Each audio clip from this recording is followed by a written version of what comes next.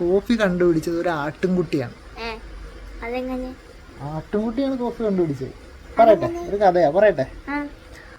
അതായത് പണ്ട് എത്യോപ്യ എന്ന് പറയുന്ന ഒരു രാജ്യത്ത് ഒരു ആട്ടിടയനുണ്ടായിരുന്നു. ഖൽദി എന്നായിരുന്നു പുള്ളിയുടെ പേര്. ഈ ഖൽദി എന്ന് പറയുന്ന ആട്ടിടയൻ എല്ലാ ദിവസവും ആട് മേയ്ക്കാൻ പോകും. ആട് മേയ്ക്കാൻ പോകുന്ന ഒരു കാടിനകത്താണ്. കാട്ടിൽ പോയി ആട് മേയിച്ചിട്ട് തിരിച്ചു വരും. വൈകുന്നേരം ആടുകളെയായിട്ട് തിരിച്ചു വരും. ഒരു ദിവസം പുള്ളി ഇങ്ങനെ ആട് മേയിച്ചിട്ട് ഉച്ചയ്ക്ക് ഭക്ഷണമൊക്കെ കഴിഞ്ഞ് കുറച്ച് സമയം വിശ്രമിക്കാനായിട്ട് കിടന്നു. അപ്പോൾ പുള്ളി വിശ്രമിക്കാനായിട്ട് ഏതെങ്കിലും മരത്തിൻ്റെ താഴെ തണലുള്ള സ്ഥലത്ത് നോക്കി കിടക്കും. അപ്പോൾ ആട്ടുംകുട്ടികളുമൊക്കെ ഏകദേശം ആടുകളെല്ലാം വിശ്രമിക്കുന്ന ഒരു സമയമാണത്. ആട് ഭക്ഷണമൊക്കെ കഴിഞ്ഞൊരു വിശ്രമിക്കുന്ന ഒരു ടൈമുണ്ട്. അപ്പോൾ ആ സമയത്ത് ആടുകളെല്ലാം പൊതുവെ കിടക്കിയിരിക്കും. അപ്പോൾ അങ്ങനെ ഈ ആടുകൾ കിടക്കുന്ന സമയത്ത് ഒരു ആട്ടുംകുട്ടി മാത്രം ഭയങ്കര തുള്ളിച്ചാട്ടവും കളി. അപ്പോൾ ഇയാൾ എല്ലാ ദിവസവും ഇതിങ്ങനെ ശ്രദ്ധിക്കാൻ തുടങ്ങി. ഒരു അടുപ്പിച്ച് കുറച്ച് ദിവസമായപ്പോൾ പുള്ളി ഇങ്ങനെ ശ്രദ്ധിച്ചു, എന്താണ് ഈ ആട്ടുംകുട്ടി മാത്രം തുള്ളിച്ചാടണം, ബാക്കി എല്ലാ ആടുകളും ഉറക്കാണ്. അവർ ഒരു മയക്കത്തിൽ അങ്ങനെ വിശ്രമിച്ച് അങ്ങനെ കിടക്കുന്ന ഒരു സമയമാണ്. ആടുകൾ അയവെട്ടം എന്ന് പറയും, കേട്ടിട്ടുണ്ട്? അയവിറക്കുക, അയവെട്ടുക എന്ന് പറയും. അതായത് ആടുകൾ പുല്ലൊക്കെ കഴിച്ചിട്ട് ആ പുല്ല് ദഹിക്കാൻ വേണ്ടിയിട്ട് ഇവർ ഒന്നുകൂടി ചവയ്ക്കും. അപ്പോൾ അതിങ്ങനെ വിശ്രമിക്കുന്ന സമയത്ത് ഈ ആദ്യം കഴിച്ച സാധനം വീണ്ടും ഇവർ തിരിച്ച് വായിലേക്ക് തന്നെ എടുക്കും. വായിൽ കൊണ്ടുവന്നിട്ട് ഒന്നുകൂടി നന്നായിട്ട് ചവച്ചരച്ചിട്ട് തിന്നും. അതിനാണ് അയവിറക്കണം എന്ന് പറയുന്നത്. അപ്പോൾ അങ്ങനെ അയവിറക്കി കിടക്കുന്ന സമയത്ത് ഒരു ആട്ടുംകുട്ടി മാത്രം തുള്ളിച്ചാടി നടക്കും. അപ്പോൾ സ്വാഭാവികമായിട്ട് ഒരു സംശയം തോന്നിയല്ലേ, എന്താ കാര്യം?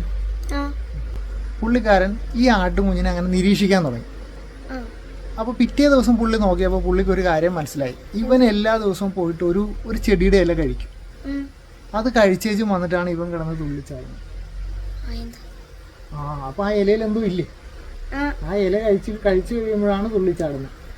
അപ്പോൾ ആ ഇലയിൽ എന്തോ ഒരു സീക്രട്ട് ഇല്ലേ? യെസ്, അതാണ് കോഫി. അപ്പോൾ എന്ത് ചെയ്യും? ആ ഇല പുള്ളിക്കാരൻ വേറെ ആട്ടുംകുട്ടികൾക്ക് കൊടുത്തു നോക്കും. അപ്പോൾ അവരും തുള്ളിച്ചാടുന്നു. അപ്പോൾ പുള്ളിക്ക് മനസ്സിലാവും അതിനകത്ത് എന്തോ ഉണ്ടെന്ന്. ഈ ഇല പുള്ളി ഒന്ന് കഴിച്ചു നോക്കും. അങ്ങനെയാണ് കോഫി കണ്ടെത്തിയത്.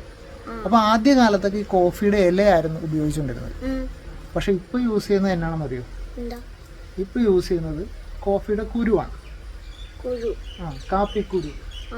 കോഫിയുടെ കായുണ്ട്, കായയുടെ ഉള്ളിലിരിക്കുന്ന അതിൻ്റെ കുരു, അതിൻ്റെ സീഡാണ് ഇപ്പോൾ നമ്മൾ വറുത്ത് പൊടിച്ച് കോഫി പൗഡറായിട്ടാണ് നമ്മൾ യൂസ് ചെയ്യുന്നത്. ആദ്യകാലത്ത് ഇതിൻ്റെ ഇലയും ഈ ചെടിയുടെ മറ്റു പല ഭാഗങ്ങളും യൂസ് ചെയ്ത് നോക്കിയിട്ടുണ്ട്. അതൊക്കെ പരീക്ഷിച്ച് നോക്കി ഏറ്റവും അവസാനമാണ് നമ്മൾ ഇതിൻ്റെ കുരുവിലേക്ക് എത്തിയത്. ഏറ്റവും വില കൂടിയ കോഫി ഏതാണെന്നറിയോ? കോഫി ഒരുപാട് ടൈപ്പ് ഉണ്ട്. അതിൽ ഏറ്റവും വില കൂടിയ കോഫി എന്ന് പറയുന്നത് കോഫിയുടെ ചില മൃഗങ്ങൾക്ക് കൊടുക്കും. അത് ചില രാജ്യങ്ങളിൽ ആനയ്ക്കാണ് കൊടുക്കുന്നത്, ചില രാജ്യങ്ങളിൽ മരപ്പട്ടിയൊക്കെ പോലുള്ള ചില ജീവികൾക്കാണ്. അപ്പോൾ ഇത് കഴിച്ചു കഴിയുമ്പോൾ, ഈ കായ കഴിക്കുമ്പോൾ ഇതിൻ്റെ കായും അതിൻ്റെ ഉള്ളിലുള്ള കുരുവൊക്കെ ദഹിച്ചു പോകുമല്ലോ. പക്ഷെ എന്നാൽ കുറച്ച് നല്ല ക്വാളിറ്റിയുള്ള കുരു ദഹിക്കത്തില്ല. ഈ കായ മാത്രം ദഹിക്കും, കുരു ബാക്കി ഇതിൻ്റെ കാഷ്ടത്തിലൂടെ പുറത്തു വരും.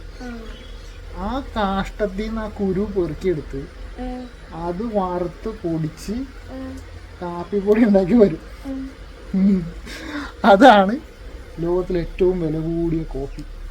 1 കിലോ 1 ലക്ഷം രൂപയൊക്കെ വില ഉണ്ട്. 1 ലക്ഷം. ഓക്കെ, കോഫിയുടെ കഥ മനസ്സിലായോ?